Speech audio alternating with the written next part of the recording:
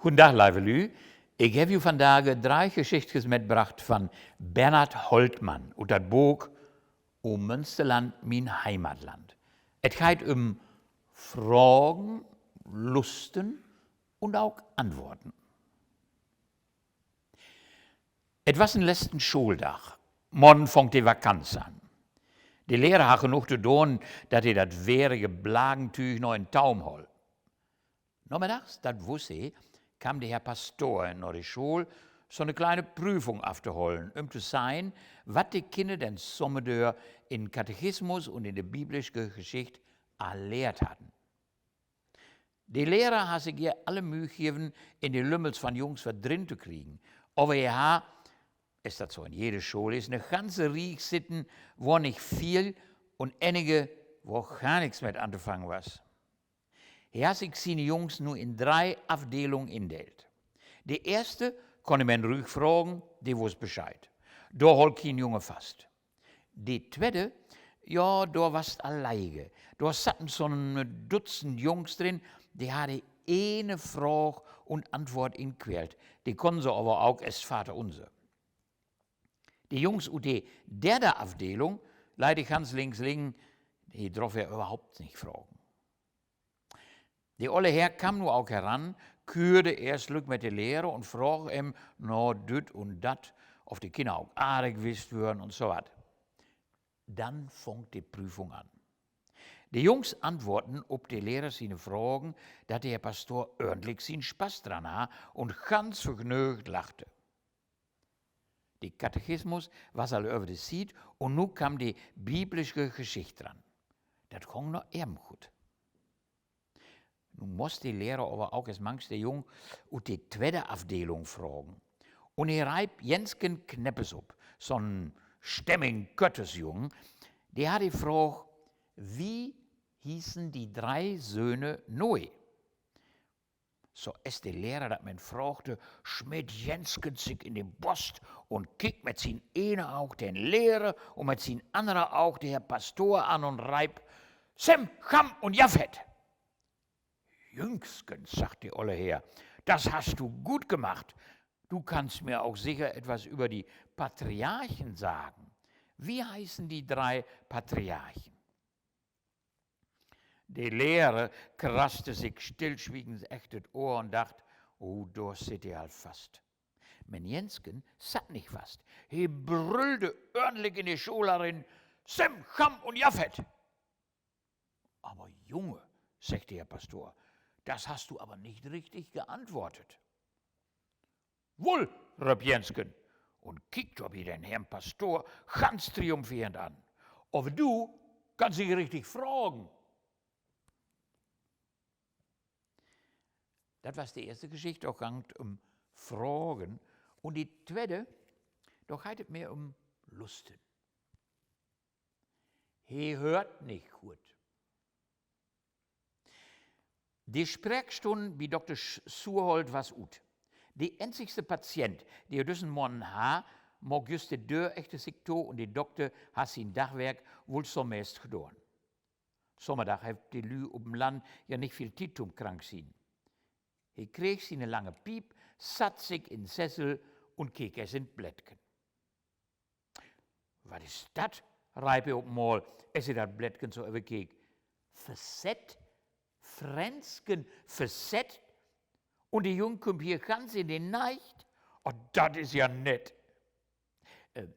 Frensken, der Jung, das war ein junger Kaplan, der da unten in Bergskes hat, wo er über was und wo er ein Krautstück abholt.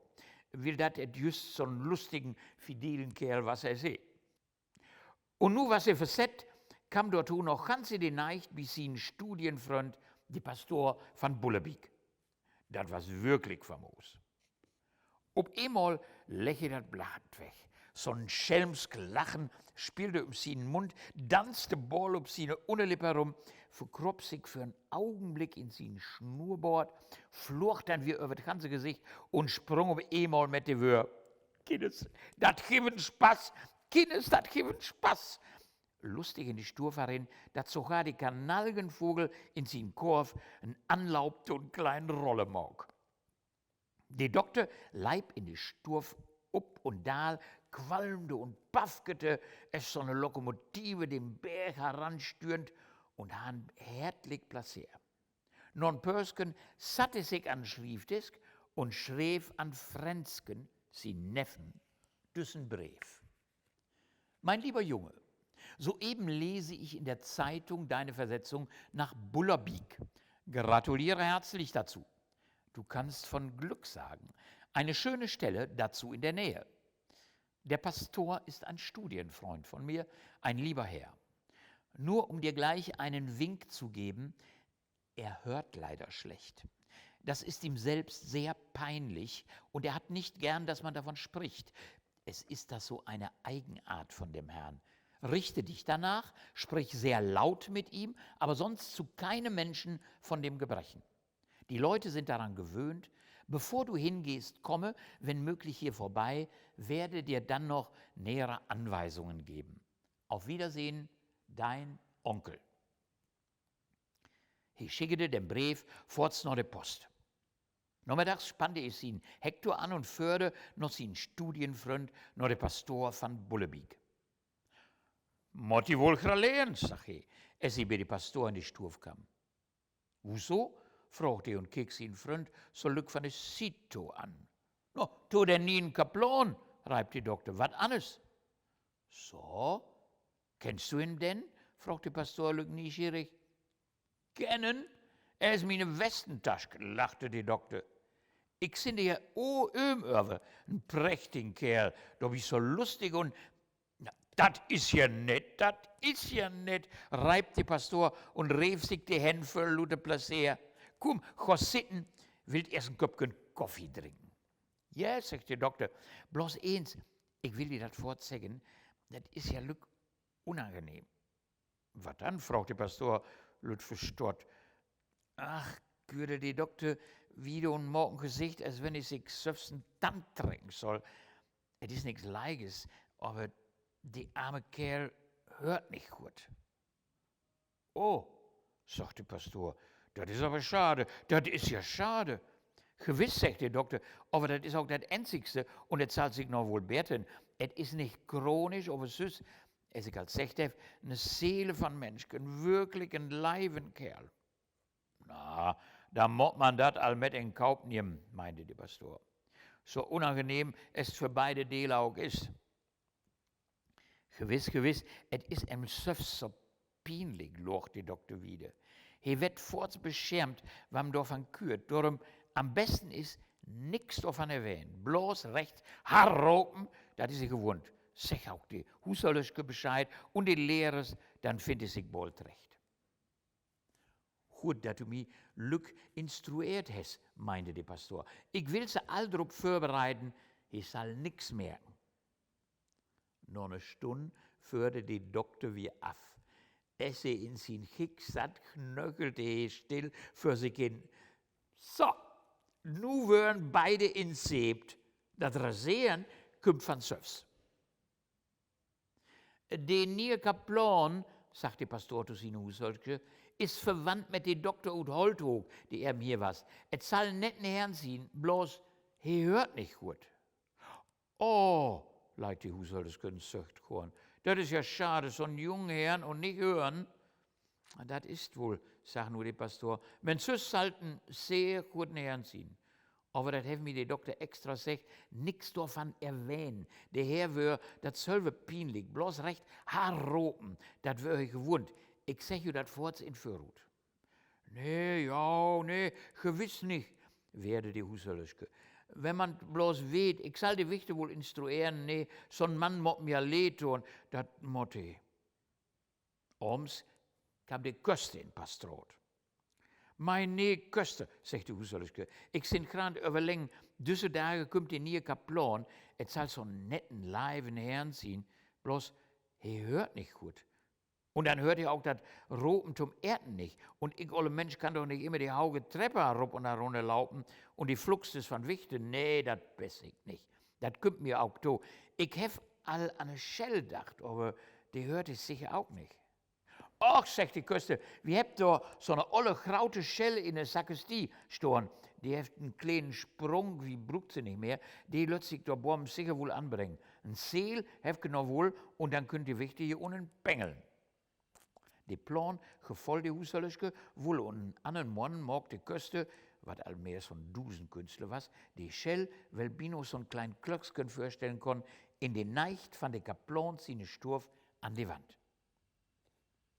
Tilken und Drücksken, die beiden Wichte, müssen fort zum Probelühen machen. Et klappte famos. Dat arme sprungende Klöcksken jammerste, wenn die Dänen an Strick trok, dort ganz Hus. Als was brot, die nie her kon kommen. Op den Nachmittag kam die neue Kaplan dann auch heran.